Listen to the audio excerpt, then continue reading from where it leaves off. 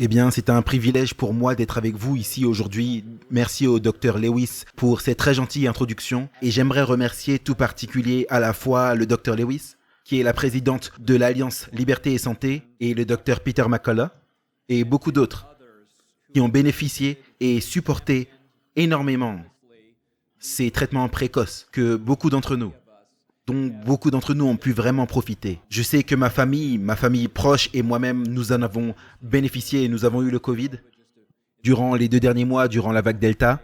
Et nous sommes ici, nous nous tenons debout aujourd'hui. Merci à ces traitements et je sais que beaucoup d'entre vous ont fait également cette expérience. J'aimerais les remercier et d'innombrables autres qui travaillent au front dans les hôpitaux et dans des cabinets partout dans le monde durant ces 2 dernières années, qui ont mis leur vie sur la ligne et qui ont fait tout ce qui était possible pour sauver des vies. Et je crois que ça fait partie de ce que nous sommes en train de faire, d'encourager la santé optimale afin que nous puissions jouir de la vie pleinement. Qui aurait pu croire que nous serions là aujourd'hui? Il y a quelques semaines, ce n'était même pas dans nos pensées et soudainement nous y voici. Dans ce stade, à Phoenix, en Arizona. C'est bon d'être revenu ici dans la chaleur de l'Arizona. Notre dernière fois ici, c'était pendant notre lune de miel. Au tout début de notre mariage, nous avons déménagé ici, à Tucson, dans l'Arizona. Je faisais mon doctorat à l'Université de l'Arizona.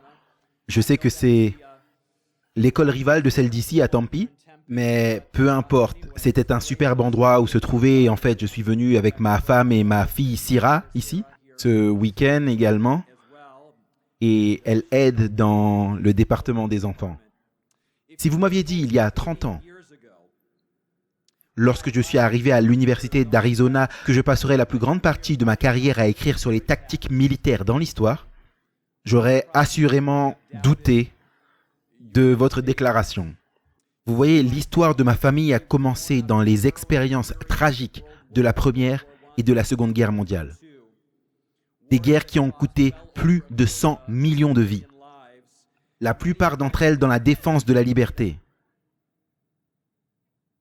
Mes parents, en partie à cause de leur enfance, nous ont éduqués pour être des pacifistes. Pas intéressés par les conflits, mais plutôt intéressés par la paix. Donc, une carrière s'intéressant aux activités militaires et les tactiques des Égyptiens et des Assyriens et des Babyloniens était, pour le moins que l'on puisse dire, peu probable. Mais j'aimerais suggérer aujourd'hui qu'après cette expérience, désolé, j'essaye de faire démarrer ça, après cette expérience à l'Université d'Arizona et après avoir passé les dernières 30 années à étudier l'histoire, j'aimerais suggérer que nous ne pouvons pas changer l'histoire, mais nous pouvons déterminer dans le présent de faire ce qui est juste.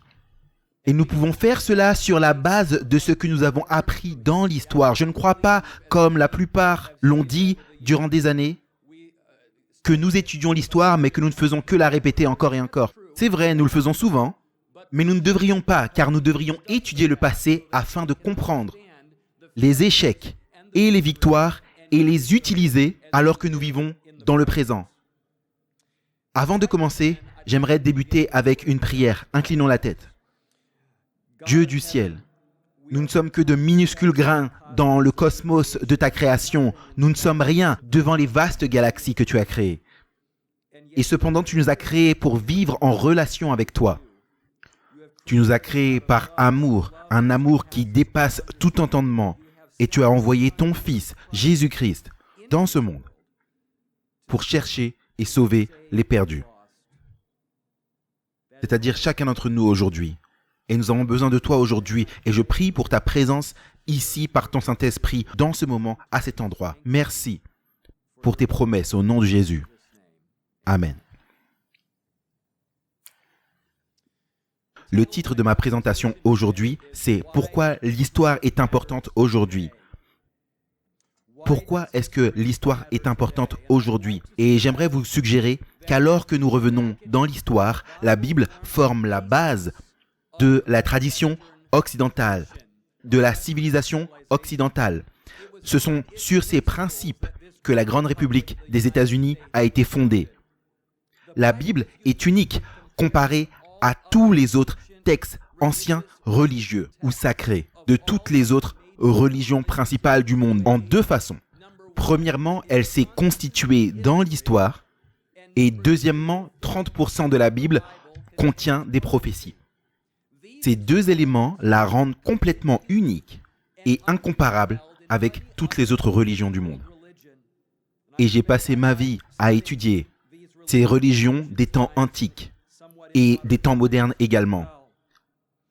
La Bible enseigne qu'il y a un Dieu personnel, un Dieu qui agit dans l'histoire, qui est actif pour parvenir à son plan de salut. Et le temps biblique n'est pas cyclique, se déplaçant en cercle et se répétant encore et encore. Non, le temps biblique est linéaire. Il a un début absolu et ce début se trouve dans le premier chapitre de la Genèse où il est dit « Au commencement, Dieu créa les cieux et la terre et il avance de façon linéaire avec un but et une mission en tête. » La Bible, vous voyez, a une mission après la chute alors que toute l'humanité est pointée vers le Messie à venir, le Messie promis, qui va racheter les perdus. Et ces promesses sont répétées des centaines de fois dans l'Ancien Testament.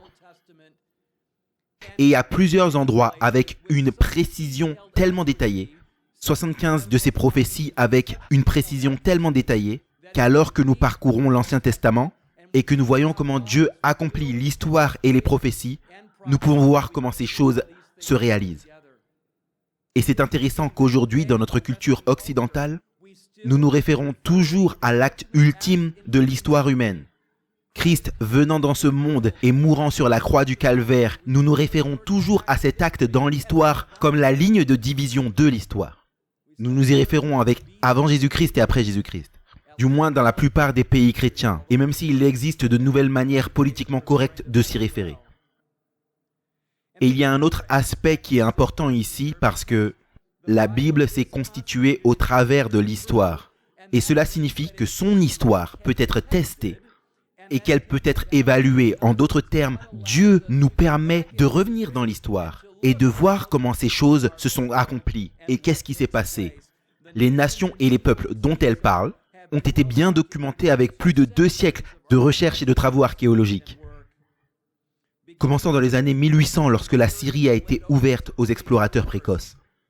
Et les archéologues ont commencé à découvrir les images et les textes documentant les horribles intimidations et les tactiques de la terreur qui balayaient le Proche-Orient antique. Et ici, vous voyez quelques images. Des murs de leurs temples et des murs de leurs palais représentant les épouvantables tactiques militaires qu'ils utilisaient pour conquérir les nations, pour conquérir les villes et pour déporter des individus. La phraséologie qui est utilisée encore et encore dans ces textes, « j'ai conquis »,« j'ai détruit »,« j'ai rasé »,« j'ai détruit »,« j'ai fait des prisonniers ». Et les détails de ces tactiques militaires sont clairement corroborés. Souvent, ils empalaient le leader de la ville comme exemple pour le reste de la population, pour son audace de se lever contre leur empire qui s'étendait. Et de mes excavations, comme vous pouvez le voir à partir de cette image ici, nous avons des lance-pierres représentées dans la Ninive antique maintenant au British Museum. Nous les avons découvertes à des endroits comme Larish et d'autres villes importantes qui ont été conquises en Juda. Nous avons découvert les détails de ces grands ravages et destructions, incluant des centaines de pierres à fronde qui ont été utilisées et représentées dans le palais de Sanchérib lui-même. Cependant, ce qui semble être une situation impossible, le prophète contemporain Ésaïe prophétise et dit ceci au roi de Juda.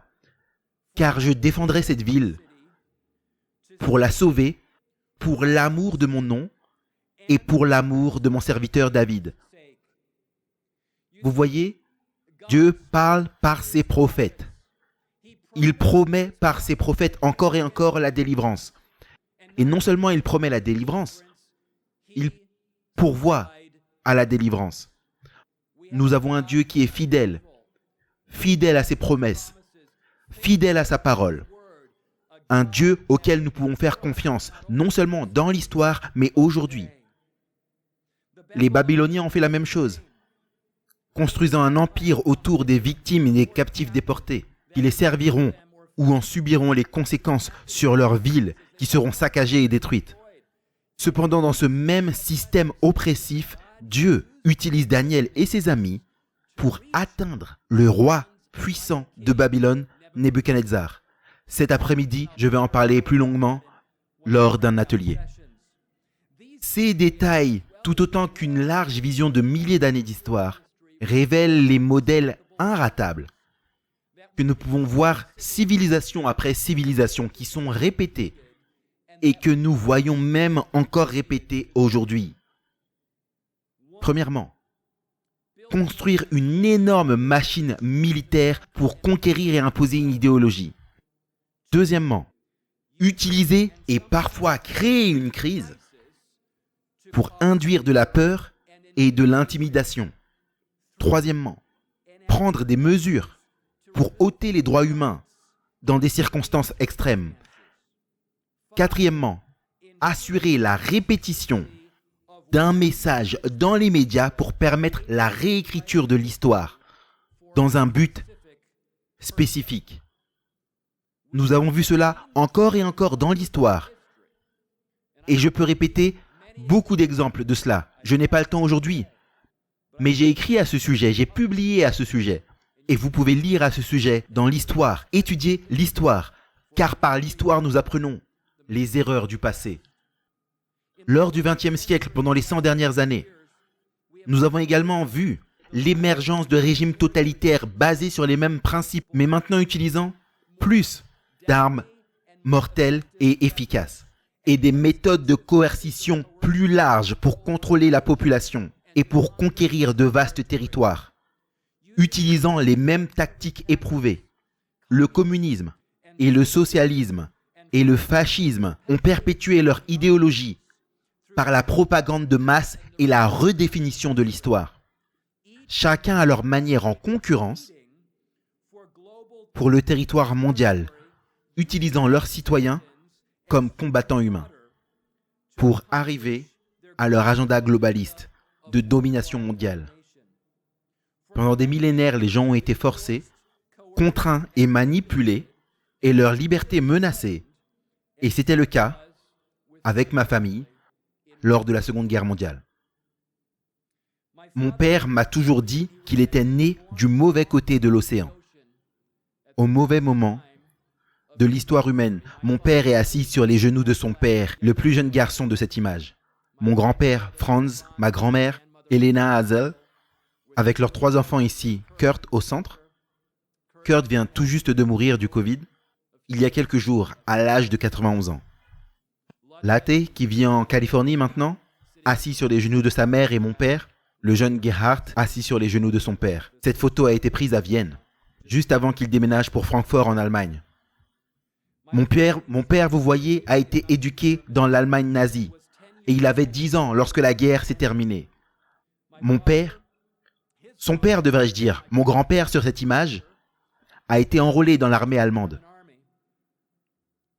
Et en 1939, au tout début de la guerre, à l'âge de 40 ans, il ne pensait pas qu'il allait être enrôlé, il pensait qu'il était trop vieux. Il a été enrôlé parce qu'il avait déjà de l'expérience dans la Première Guerre mondiale.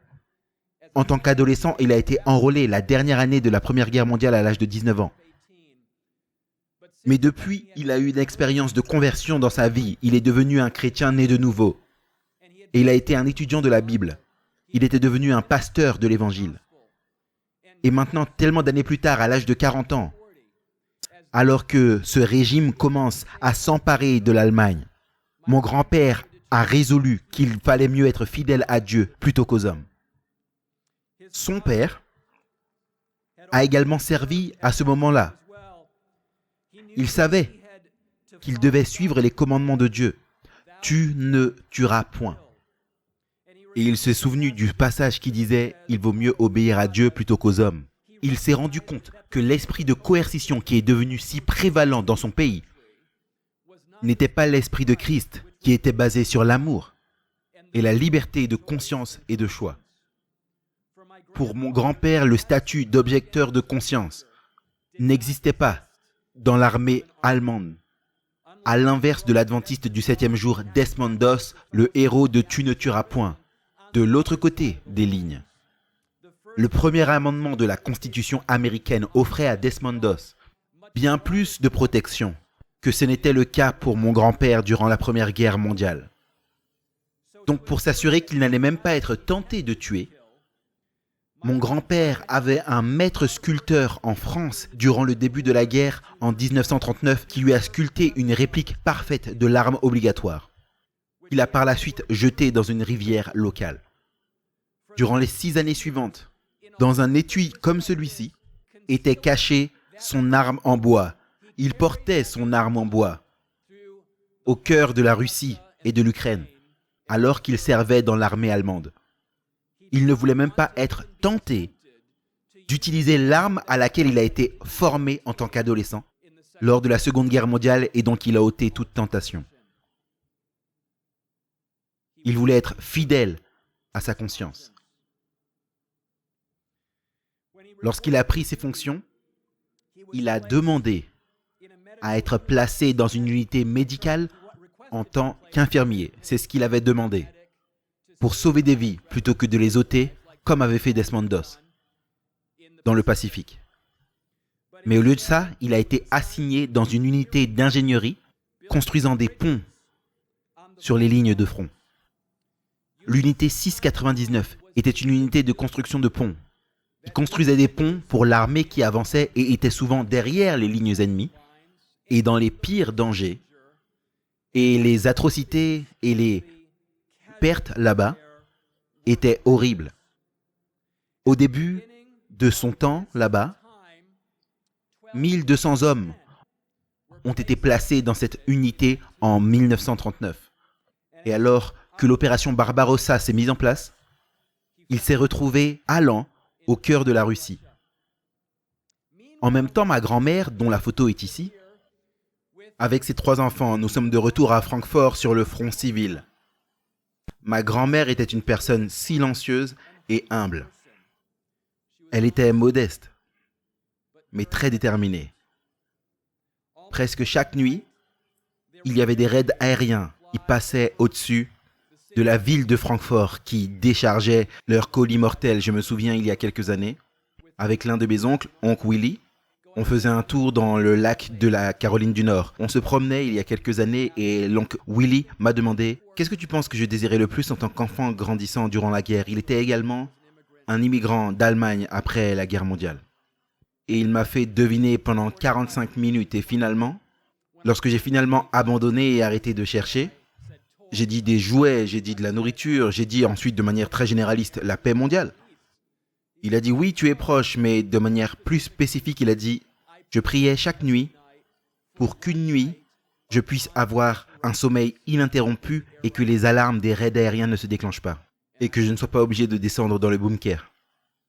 Une nuit de sommeil ininterrompu. C'était l'enfance de mon père grandissant à Francfort en Allemagne également. Jusqu'à l'âge de 10 ans et en fait ses souvenirs les plus précoces n'étaient rien d'autre que la guerre.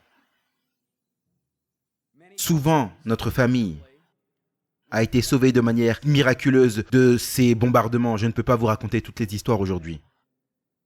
Le bâtiment dans lequel il vivait, que vous avez juste vu il y a un instant, devant lequel ma grand-mère et ses enfants se tenaient devant, est toujours debout aujourd'hui, soit dit en passant. Après toutes ces années. Un jour, il y a eu un fort bruit venant de la porte. Kurt, le plus âgé, a été ouvrir la porte et là se tenait un jeune homme très élégant avec un costume civil un peu comme le mien et sur le revers de sa veste, il y avait un pins un peu comme celui que vous voyez à l'écran ici. Un pins du parti nazi avec la croix gammée au milieu de ce pins et autour, vous savez ce que veut dire nazi, Parti national-socialiste des travailleurs allemands. Le Parti national-socialiste, démocrate des ouvriers allemands. Je pensais qu'on avait fait cette guerre il y a 80 ans. Et maintenant c'est de retour parmi nous, n'est-ce pas? Et donc, il se tenait là, et il avait un brassard sur le bras, avec la croix gammée dessus également, et il avait l'air très sympathique. Et avec cela, il a demandé à mon oncle Kurt si sa mère était là. Et donc Kurt est rentré, il a été chercher sa mère dans la cuisine, ils sont ressortis, et ensuite elle a ramené des enfants dans la cuisine et ma grand-mère est ressortie à nouveau. et a commencé à parler avec ce monsieur. Lorsqu'elle avait fini de parler et qu'il est parti, elle est retournée dans la cuisine où étaient les enfants et elle a dit « Maintenant, les enfants, il nous faut prier. » Qu'est-ce qui se passe? Eh bien, votre père et moi avons été invités à rejoindre le parti nazi. De ce temps-là, vous ne pouviez pas simplement rejoindre le parti, vous deviez être invité. Et être invité était un privilège. Et c'était quelque chose de super, c'était quelque chose qui signifiait que vous aviez 2 fois plus de rations par mois que tous les autres. Cela signifiait que vous étiez invité aux plus grands événements dans la ville, l'opéra, les concerts, les événements sociaux. Vous étiez parmi l'élite politiquement en Allemagne de ce temps-là. Et donc, ma grand-mère a fait face à une décision majeure. Elle faisait face à une décision difficile en tant que chrétienne dévouée. Elle savait qu'elle ne pouvait jamais rejoindre le parti. Elle avait déjà pris la décision audacieuse que lorsqu'elle marchait dans les rues, elle ne saluerait pas les nazis. Et de ne pas dire Heil Hitler, elle disait simplement, de façon très amicale et avec un très grand sourire, « Bon après-midi, bonne journée, bonjour ». Et elle allait faire ses affaires. C'était sa manière de dire silencieusement « Je ne suis pas d'accord avec ce qui se passe dans mon pays maintenant ». Mais à la fin du mois, maintenant faisant face à cette crise, alors qu'elle avait dit aux officiels, elle a dit « Je ne prends pas des décisions comme ça par moi-même, j'ai besoin d'avoir du temps ». Et donc, elle lui a dit qu'elle écrirait à son mari pour voir ce que lui allait décider. Et elle a dit, nous ne prenons pas de telles décisions d'une si grande importance. Seuls, nous nous consultons toujours l'un l'autre et je pense que c'est une bonne chose, même aujourd'hui, n'est-ce pas? À la fin du mois, lorsque aucun salaire du gouvernement n'est arrivé, elle a présenté le problème devant l'église lors d'une soirée de prière du mercredi soir. Et une sœur lui a dit qu'elle allait lui prêter de l'argent, de ne pas s'inquiéter de ça, qu'ils allaient lui prêter de l'argent. Donc elle a été avec ma grand-mère à la banque. Et là, à la banque, elle a pris toutes ses économies et elle a donné l'argent à ma grand-mère. Et ma grand-mère a pris son souffle car elle a réalisé que cela allait les aider à tenir pendant 6 mois. Elle a dit, « Sœur Geyser, je ne peux pas accepter ceci. Je ne peux pas vous prendre cet argent. Ce sont vos économies de toute une vie. » Et Sœur Geyser a dit, « Sœur Hazel, nous ne savons pas si nous allons être là demain ou dans un mois ou dans une année. Vous avez besoin de cet argent maintenant. Et si nous survivons toutes les deux, je sais que vous allez me rembourser. Prenez cet argent. Vous avez 2 jeunes enfants. Mon mari et moi sommes âgés. Nous n'en avons pas besoin maintenant. » Donc ma grand-mère a commencé à écrire des lettres au gouvernement pour demander pourquoi le salaire n'arrivait pas mois après mois après mois. Elle a écrit une lettre à son mari qui était sur le front expliquant son désespoir. Et quelques jours plus tard, une convocation est arrivée pour une rencontre le lundi suivant avec Herr Springer, le Gauleiter, ou le chef du parti nazi pour toute la ville de Francfort. Les quartiers généraux nazis étaient situés dans un bâtiment. C'était connu comme la Maison Marron. Ce n'est pas le bâtiment, soit dit en passant. Je ne pense pas que le bâtiment existe encore, mais c'est une maison marron dans une ville allemande. Utilisez votre imagination. C'était un bâtiment très imposant. Et il avait une réputation parce que les gens qui y étaient convoqués, on ne les revoyait que très rarement par la suite. En fait, il y avait une rumeur parmi les enfants qu'il y avait des poignées pour entrer dans le bâtiment, mais qu'il n'y avait pas de poignées pour ressortir du bâtiment. Et assurément, quand ma grand-mère est arrivée, c'était son expérience d'une certaine façon. Vous deviez appuyer sur un bouton pour entrer dans le bâtiment et vous deviez également appuyer pour qu'on vous laisse ressortir. Elle savait qu'il y avait des atrocités indescriptibles qui se produisaient dans les murs de ce bâtiment par la Gestapo, la police secrète. Et elle savait que dans cette situation, elle pourrait ne jamais revoir ses enfants. Donc elle a rassemblé ses enfants et ils ont prié. Ils ont reçu les instructions de ne pas aller à l'école ce lundi. Lorsqu'elle avait le rendez-vous, ils devaient plutôt attendre que leur mère revienne. Mais au cas où elle ne reviendrait pas, des arrangements particuliers ont été trouvés avec les membres d'église, où ils pourraient être gardés en secret et où ils devraient vivre individuellement au cas où leur mère ne reviendrait pas. Ce n'est pas moi qu'ils cherchent, dit-elle à ses enfants. Ils vous cherchent vous.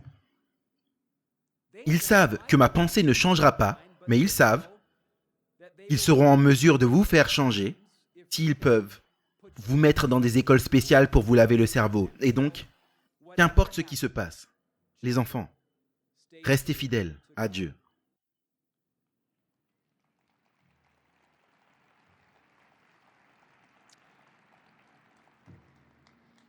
Mon père avait 7 ans lorsque cette conversation eut lieu et c'est lui, le premier jour, en CP, à cet âge-là. Peut-être qu'il avait 6 ans à ce moment-là. Mon père m'a dit plus tard qu'il lui avait été dit de prendre plusieurs voitures pour l'emmener à sa destination si sa mère ne revenait pas. Il ne devait pas dire aux autres frères et sœurs où est-ce qu'ils allaient parce que si la Gestapo en attrapait un, ma grand-mère ne voulait pas qu'il puisse enfreindre le commandement « Tu ne porteras point de faux témoignages ». Et donc c'était plus sûr pour eux de ne pas savoir où est-ce que leurs autres frères et sœurs allaient. Ainsi tout était gardé secret. Ils ont prié avec ferveur et se sont embrassés les uns les autres alors que ma grand-mère partait pour aller dans la maison marron le lundi matin. Et alors qu'ils attendaient tout le long de la matinée, alors que voiture après voiture passait sans qu'aucune d'elles n'apporte leur mère, finalement, juste avant midi, la dernière voiture est arrivée avant qu'ils puissent prendre leur chemin séparé. Ils ont vu des jambes bouger rapidement à partir de l'arbre qui bloquait la vue, plus rapidement que toutes les autres. Et ils ont vu et ont reconnu leur mère, ils ont dit « Oui, maman est rentrée !» Chut! Les nazis espionnent notre bâtiment. Silence. Ils ne doivent pas savoir que nous sommes à la maison et pas à l'école aujourd'hui.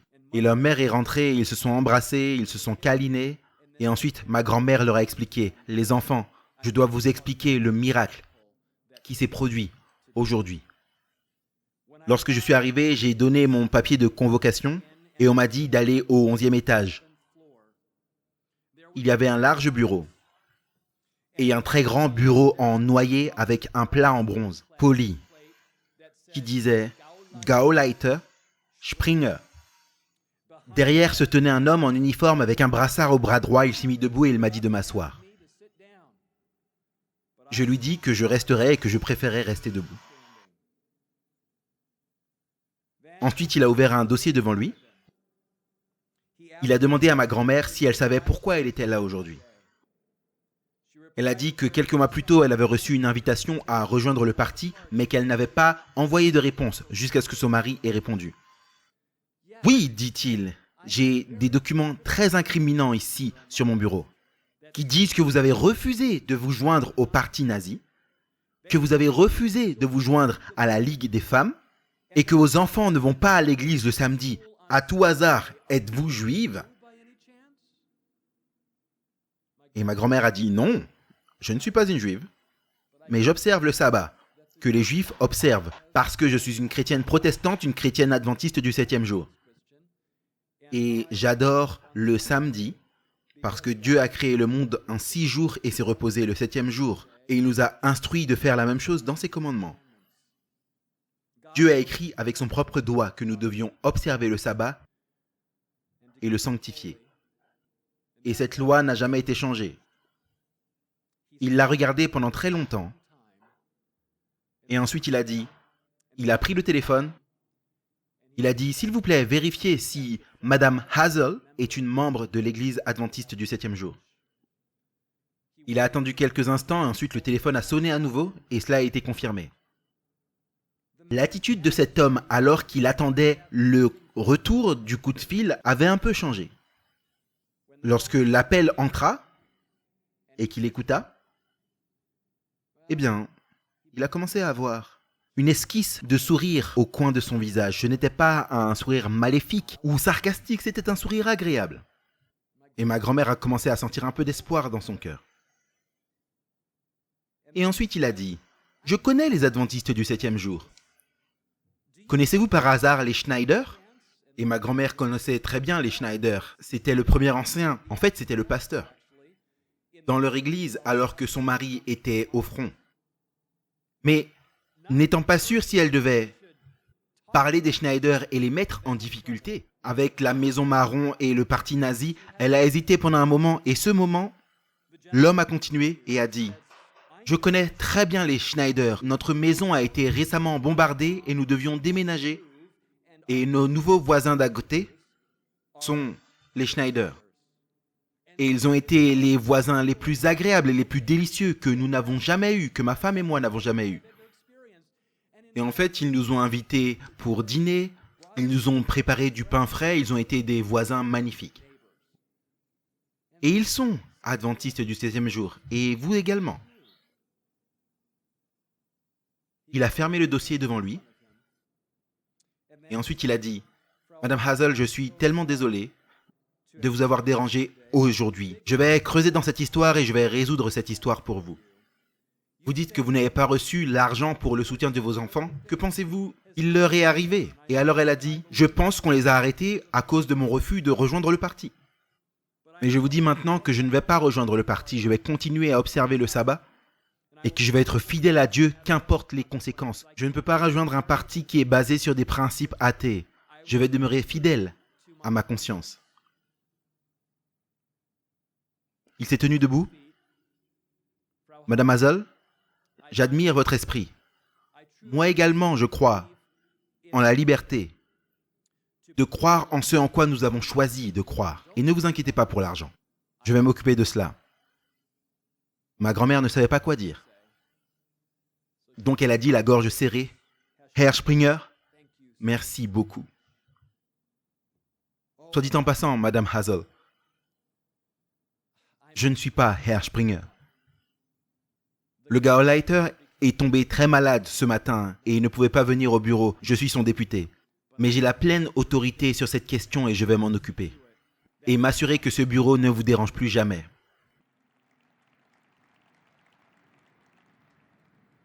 Plus tard, on lui a dit qu'elle pouvait venir prendre les chèques pour la pension des enfants du gouvernement et elle s'est aperçue que tous les arriérés étaient là également. Elle a remboursé Sir Geyser et comme lui avait dit le monsieur, elle n'a plus jamais entendu parler du quartier général à nouveau. Dieu les a délivrés et a accompli sa promesse, trouvée dans Psaume 91, versets 3 à 4.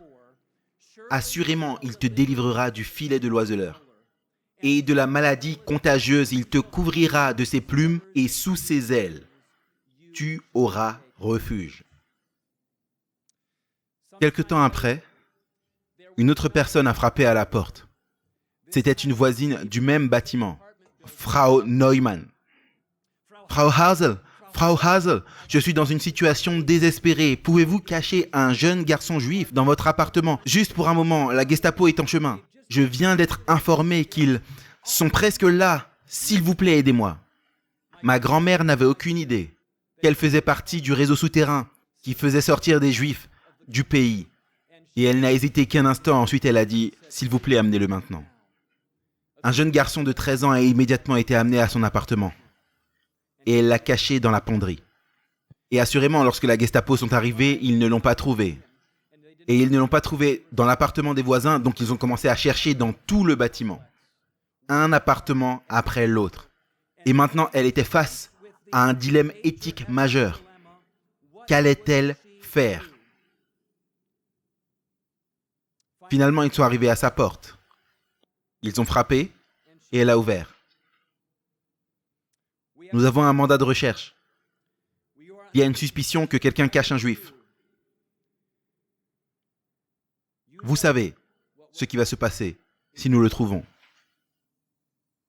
Et elle faisait face à une décision. Allait-elle mentir pour protéger la vie du garçon? Allait-elle faire cela et aller à l'encontre de tout ce qu'elle a enseigné à ses enfants? Et cependant, allait-elle risquer la vie du garçon? Cachez-vous un juif? Ont-ils demandé directement.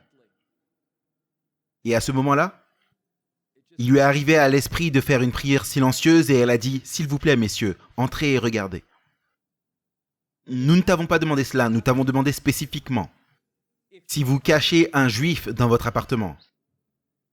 Elle a dit, « Messieurs, vous êtes libres d'entrer et de chercher partout où vous le souhaiterez. » Ils se sont regardés l'un l'autre, très confus, et ils ont dit une troisième fois, « Nous vous posons une question directe. Cachez-vous quelqu'un dans votre appartement ?» Et à ce moment-là, ma grand-mère a reculé, a ouvert grand la porte. « Messieurs, je vous invite maintenant pour la troisième fois. S'il vous plaît, entrez et regardez partout où vous le souhaiterez. » Les gens de la Gestapo se sont regardés l'un l'autre, l'ont remercié et ont été à l'appartement suivant. Dans cette situation, ma grand-mère a maintenu son intégrité et Dieu est intervenu et a sauvé ce jeune garçon. Parfois, lorsque nous prenons les choses dans nos propres mains et essayons de résoudre un dilemme éthique, Se pourrait-il que peut-être nous empêchions Dieu d'accomplir le plan qu'il voudrait accomplir pour nous et par nous si nous lui demeurions fidèles?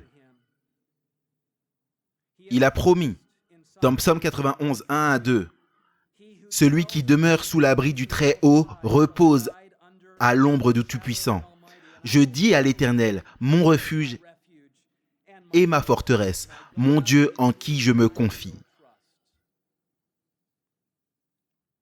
Pendant ce temps, alors que la guerre faisait rage sur le front russe, les forces allemandes ont été entraînées dans le cœur de la Russie à la vitesse de l'éclair. Mon grand-père faisait partie du front sud qui bougeait vers les montagnes du Caucase, vers la ville de Bakou, située sur la mer Caspienne. Hitler a fait vœu que le Troisième Reich unissant la Russie et l'Europe durerait 1000 ans. Mon grand-père et son unité se sont battus jusqu'en Ukraine et ils avaient ce but unique de capturer la ville de Bakou où se trouvaient toutes les réserves de pétrole pour les forces militaires russes et qui est toujours un centre pétrolier important aujourd'hui. Si Hitler réussissait à mettre la main sur la ville de Bakou, alors il pourrait inverser la tendance de la guerre, fournissant ainsi le pétrole et le carburant qui est important pour toutes ces machines militaires.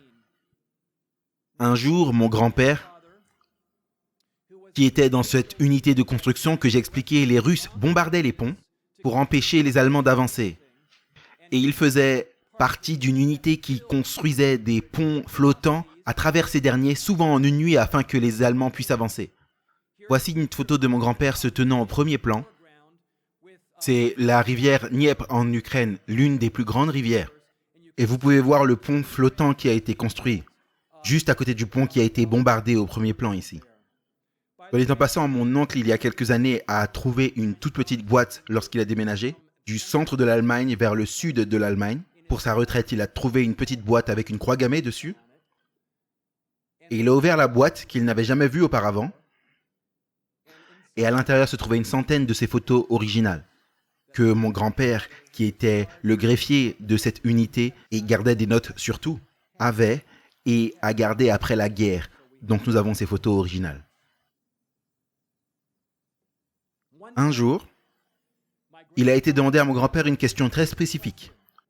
On lui a demandé si, et c'est son officier en chef qui lui a demandé, Helmut Mikas, s'il pensait que l'Allemagne allait gagner cette guerre. Mon grand-père savait que la réponse patriotique attendue pour tous les soldats était bien sûr que l'Allemagne allait gagner cette guerre. La patrie sera victorieuse et nous allons conduire un nouvel âge pour tous les peuples qui durerait des centaines d'années. Mais mon grand-père savait également à travers l'étude des prophéties dans les Écritures, particulièrement à travers les prophéties de Daniel et de l'Apocalypse, que l'Allemagne ne pourrait en fait jamais gagner la guerre. Est-il possible que la Bible soit toujours pertinente pour nous aujourd'hui et que nous puissions nous appuyer sur ce que la Bible dit au sujet du passé et au sujet du futur alors que nous luttons avec des problèmes majeurs aujourd'hui? Mon grand-père le croyait et dans ce moment particulier, alors qu'il se battait avec cette question, il ne savait pas comment répondre parce qu'il savait que s'il répondait selon la Bible, il mettait sa vie en danger. Et personne n'osait défier la nature patriotique du régime nationaliste de l'Allemagne à cette époque. Et cependant, alors qu'il a prié, il a soudainement eu une idée et a demandé à son officier en chef. Est-ce une question officielle ou non officielle? Ils avaient cette règle non écrite que si vous ôtiez votre casque en tant qu'officier, vous pouviez répondre et parler de choses de manière non officielle et ça n'allait pas être écrit. L'officier en chef, Mikos, n'a hésité qu'un instant et il a dit « Vous pouvez répondre de manière non officielle ». Donc mon grand-père a fouillé dans sa poche, a pris un vieux livre noir usé qu'il avait porté tout le long de la guerre, une Bible. Il l'a ouvert dans Daniel chapitre 2 et il a raconté une histoire à son officier en chef. Nebuchadnezzar, le grand roi de Babylone, a fait l'expérience d'un rêve terrifiant. Dans ce rêve, il ne pouvait même pas se souvenir du rêve. Et il a appelé tous les sages et tous les conseillers du royaume et il leur a demandé, « S'il vous plaît, dites-moi quel était mon rêve et interprétez-le pour moi. » Ils ont répondu dans Daniel chapitre 2, versets 10 à 12, « C'est une chose difficile que le roi demande. Et il n'est aucun être humain qui peut le dire au roi, si ce n'est les dieux, dont la demeure n'est pas parmi les hommes. » Ces hommes savaient ce qui était possible, même dans leur point de vue mystique et leur religion polythéiste. Ils savaient ce qui était possible et ce qui ne l'était pas. Le roi était furieux et a ordonné leur exécution. Cette exécution comprenait Daniel et ses 3 amis qui avaient été faits captifs quelques années plus tôt. Mais Daniel et ses amis ont demandé un délai et ils se sont mis à prier. Et ils se sont rassemblés, se sont mis à jeûner et à prier afin que le Dieu du ciel puisse révéler le rêve et son interprétation. Et Dieu a répondu à leurs prières. Et lorsque Daniel a pu avoir une audience royale avec Nebuchadnezzar, la Bible dit qu'il a dit au roi, « Il y a un Dieu dans le ciel qui révèle les secrets, et il fait connaître au roi Nebuchadnezzar ce qui arrivera dans le futur, incluant notre temps aujourd'hui. Le rêve informera sur le futur. » Et Daniel a informé Nebuchadnezzar qu'il a rêvé d'une image avec une tête d'or, les bras et la poitrine d'argent, la taille de cuivre et les jambes d'argent et les pieds de fer mélangés avec de l'argile. Daniel explique ceci comme des empires successifs et mon grand-père partage avec un petit bout de papier qu'il avait dans ce livre de Daniel et qu'il a déplié. Il montre l'image et il décrit comment les différents royaumes vont arriver, comment Babylone a été conquise par Cyrus en 538 avant Jésus-Christ.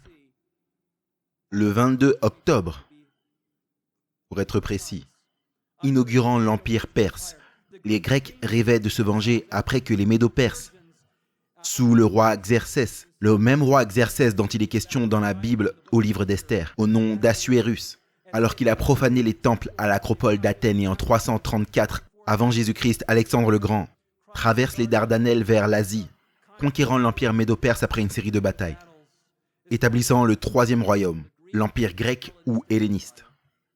La Rome antique va renverser la Grèce en 168 avant Jésus-Christ et établir un empire encore plus large qui comprendra toute l'Europe.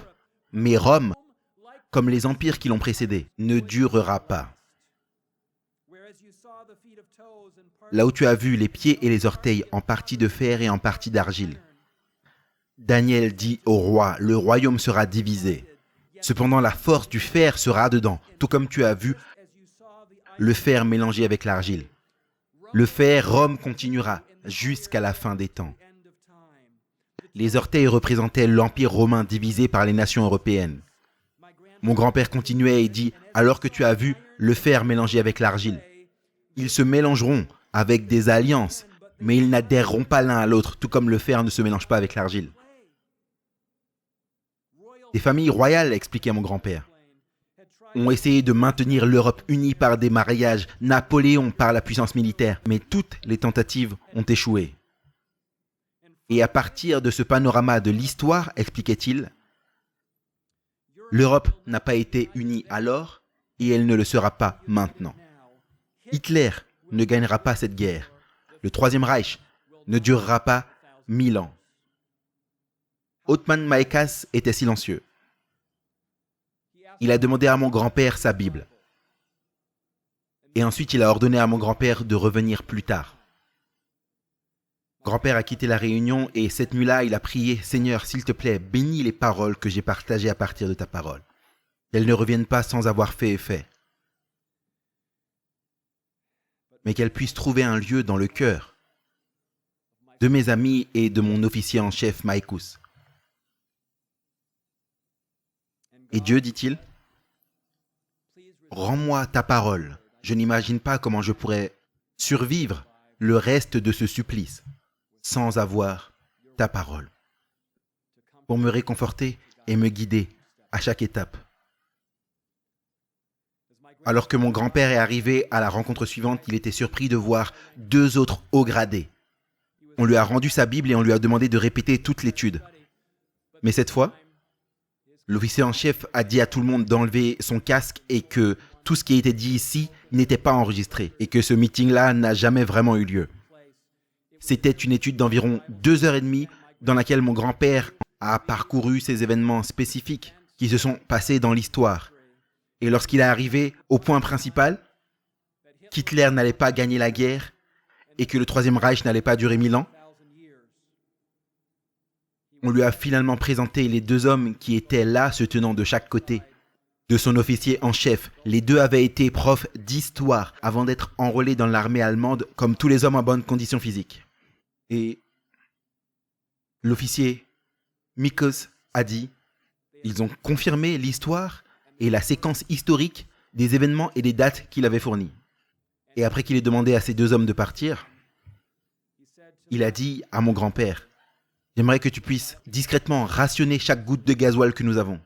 Ne fais fonctionner qu'un tiers des véhicules motorisés dans les jours à venir. Nous devons nous préparer pour le retour à la maison. Quelque temps plus tard, l'Allemagne s'est rendue le 8 mai 1945 et le gasoil rationné a fourni à l'unité 699 la possibilité de battre en retraite en Autriche et plus loin encore dans un camp d'internement américain, à Branhau. Voici le papier qu'avait mon grand-père cette année-là, en 1945. Faites le calcul de combien d'années ça fait et il est toujours dans notre famille. Des 1200 hommes dépêchés dans l'unité 699 à l'origine, en 1939, seuls 7 de ce nombre de départs ont survécu.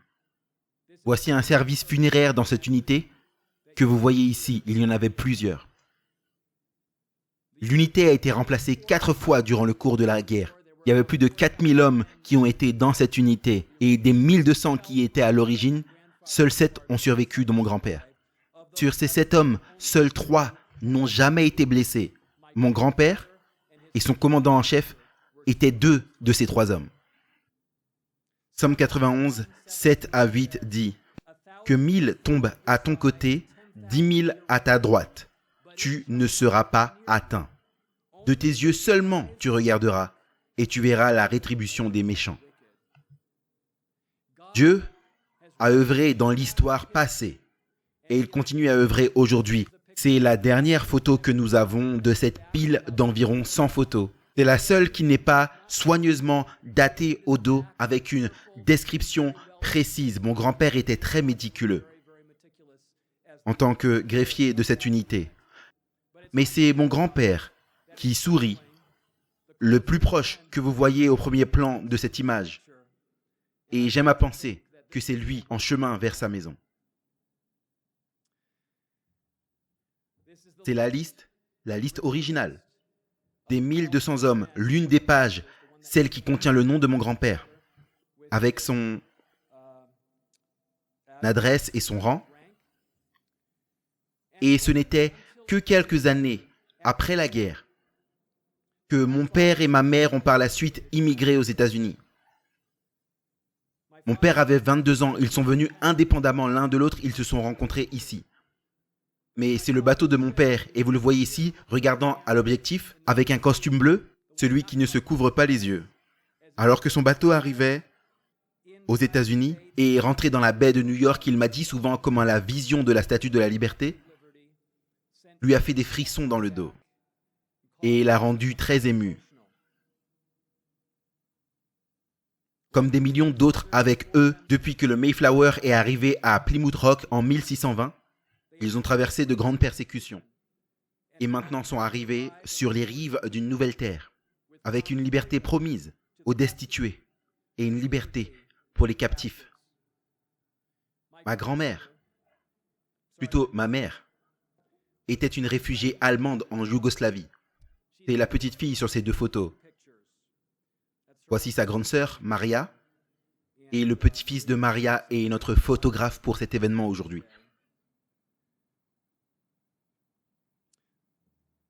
Leur famille était réfugiée en Yougoslavie où, après avoir passé du temps dans un camp en Hongrie, sont arrivés ma mère à l'âge de 9 ans avec ses 2 sœurs et sa mère sur les rives des États-Unis. Son père a été tué comme beaucoup d'autres dans la guerre. Ils n'avaient absolument rien. Ils avaient une valise en bois. Ma sœur a toujours cette valise avec dessus leur adresse finale, Berrien Springs, Michigan. Ils avaient leurs vêtements sur le dos. Ils ne parlaient pas un mot d'anglais. Lorsqu'on les a rencontrés sur la baie à New York, on leur a donné à chacun un billet de 5 $, une délicieuse pomme rouge et un sandwich. Ils pensaient que c'était du gâteau parce que c'était fait avec du Wonder Bread, le pain un peu sucré ici qu'on a aux États-Unis. Et lorsqu'ils l'ont goûté, ils ne pouvaient pas croire que le gâteau avait ce goût aux États-Unis.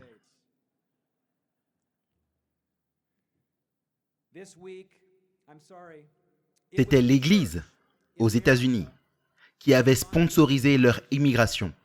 Et j'aimerais dire que c'est le village Église adventiste du 7e jour qui est l'un des sponsors aujourd'hui de cet événement. Ici, vous allez entendre le pasteur de cette église, le pasteur Ron Kelly, dans notre prochaine présentation. Cette semaine, j'ai demandé à ma mère, il y a quelques jours alors que je préparais ceci, et que je l'avais préparé depuis longtemps, mais je lui ai demandé, « Maman, qu'est-ce que ce pays a fourni à notre famille ?» Et j'aimerais partager avec vous ce qu'elle a répondu ce jeudi.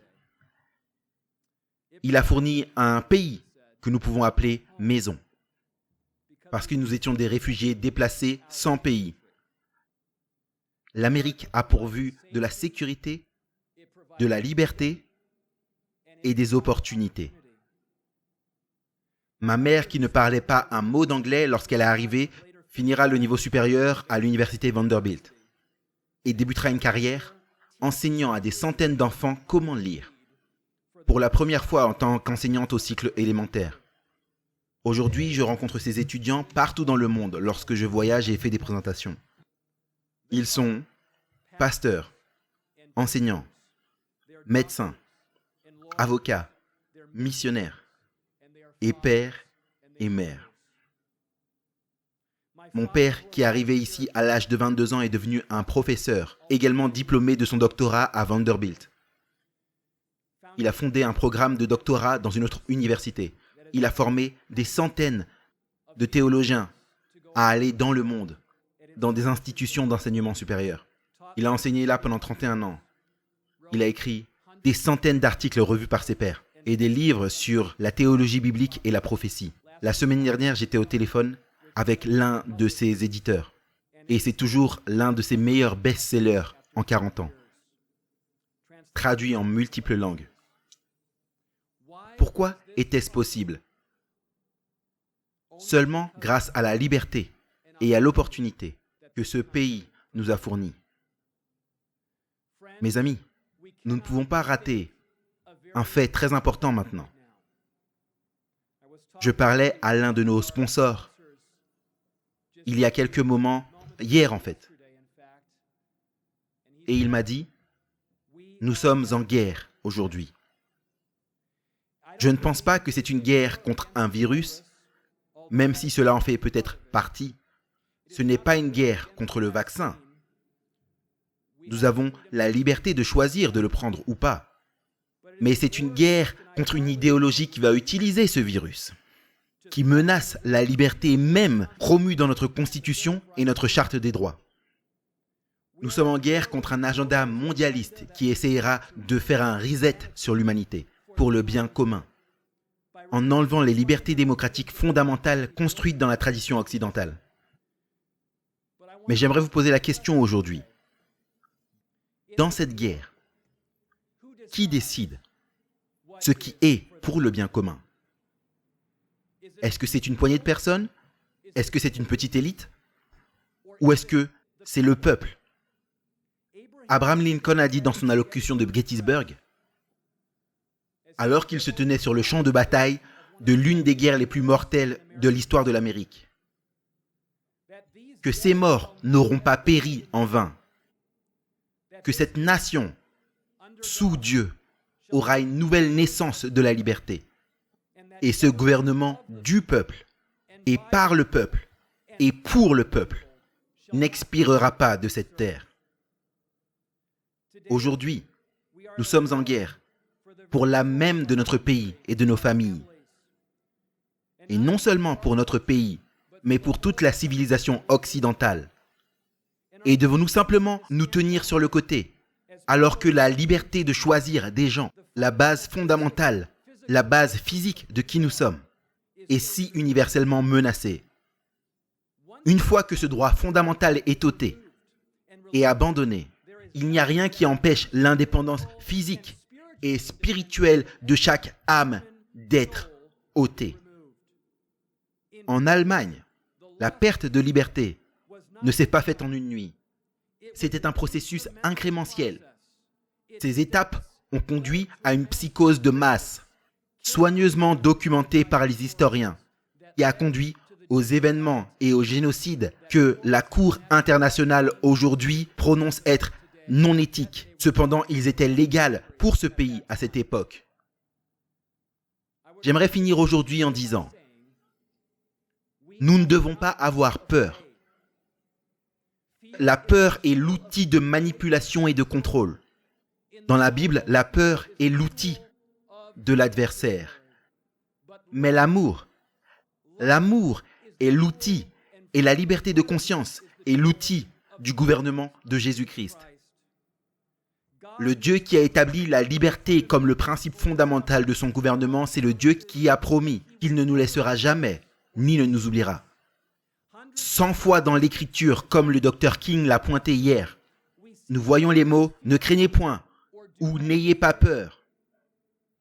Et donc notre famille, et vous pouvez voir ici la famille devenue adulte, mes grands-parents et leurs 4 grands-enfants.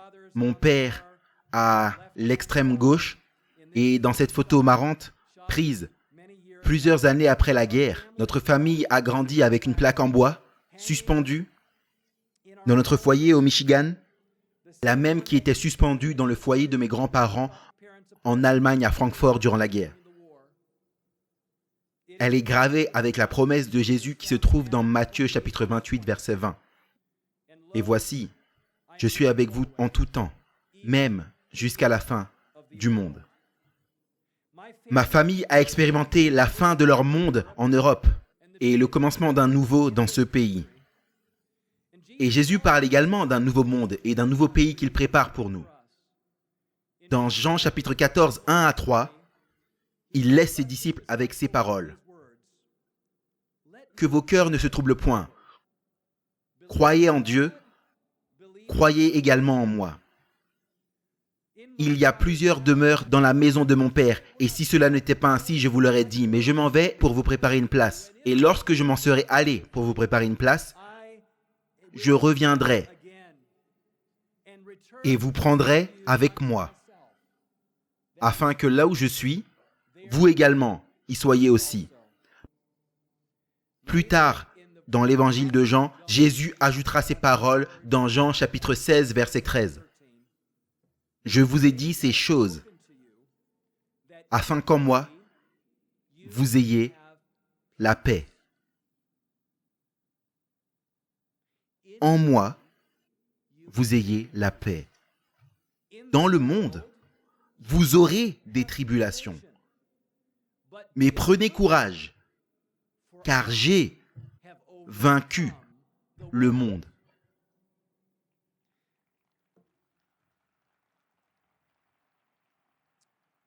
Alors que Laura monte pour chanter, j'aimerais, alors qu'elle chante, en ce matin, que vous puissiez réfléchir silencieusement sur le pourquoi vous êtes ici, en tant que serviteur de Dieu, aujourd'hui. Pourquoi vous a-t-il appelé à vous tenir debout aujourd'hui? Qu'a-t-il placé sur votre conscience aujourd'hui, alors que vous regardez autour de vous, à vos voisins, à vos familles, à vos amis, dans ce monde si divisé dans lequel nous vivons? Comment vous a-t-il appelé à aimer? Comment vous a-t-il appelé à chercher et à sauver? Comment vous a-t-il appelé à soutenir la liberté de conscience? Aujourd'hui, je me tiens ici reconnaissant de l'histoire.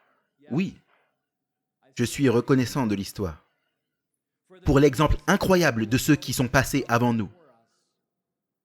Reconnaissant pour mes grands-parents qui ont été fidèles.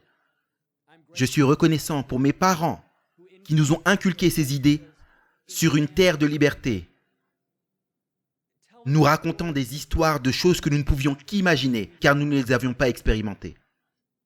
Je suis reconnaissant pour la valeur éternelle de la vérité et le courage d'être debout.